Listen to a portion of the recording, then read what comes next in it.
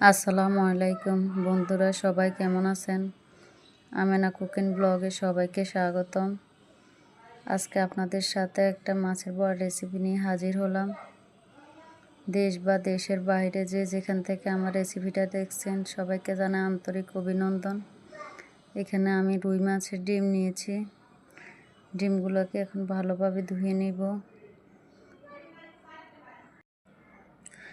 এখানে আমি হলুদ গুঁড়া, মরিচের গুঁড়া, জিরা বাটা, আদা বাটা, রসুন বাটা, ধনিয়ার গুঁড়া, গোলমরিচের গুঁড়া সব একসাথে নিয়ে নিয়েছি। আর একটা প্লেটে আমি পেঁয়াজ কুচি, লবণ আর কাঁচামরিচ নিয়ে নিয়েছি, কেটে নিয়েছি। এখন এই যে আমার মাছগুলোকে ধুয়ে ভালোভাবে চটকিয়ে নিয়েছি, মাছের ডিমগুলোকে। যে এখন মাছের ডিমের সাথে আমি পেঁয়াজ কুচি, লবণ, মরিচ কুচি সবগুলো দিয়ে দিয়েছি একসাথে। এগুলো দেওয়া হয়ে গেলে এখন আমি আগে থেকে যে সবগুলো মশলা নিয়ে রেখেছি একটা প্লেটে, ওগুলো দিয়ে দিব। সব মশলা দেওয়া হয়ে গেলে এখানে আমি ময়দা দিয়ে দিব 2 চামচের মতো। আপনাদের বাসায় যদি ময়দা না থাকে আপনার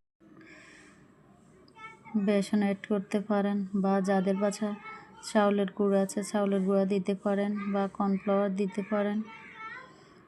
এই যে দেখুন, দেখতে দেখতে আমার সবগুলো ম্যারিনেট করা হয়ে গেছে। এখন এখানে চুলার উপর আমি একটা ফ্রাই প্যান বসিয়ে নিব। ফ্রাই প্যানের মধ্যে আমি সাদা তেল দিয়ে দিয়েছি।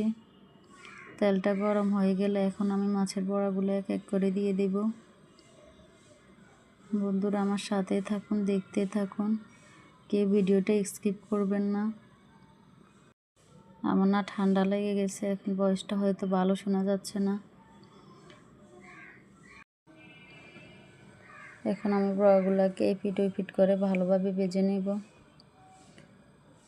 বড়াগুলো কেমন হয়েছে সবাই কমেন্টের মাধ্যমে জানাবেন। কমেন্ট করতে ভুলবেন না। আর যদি কেউ আমার চ্যানেলে নতুন হয়ে থাকেন তাহলে আমার চ্যানেলটা একটু সাবস্ক্রাইব করে দিবেন।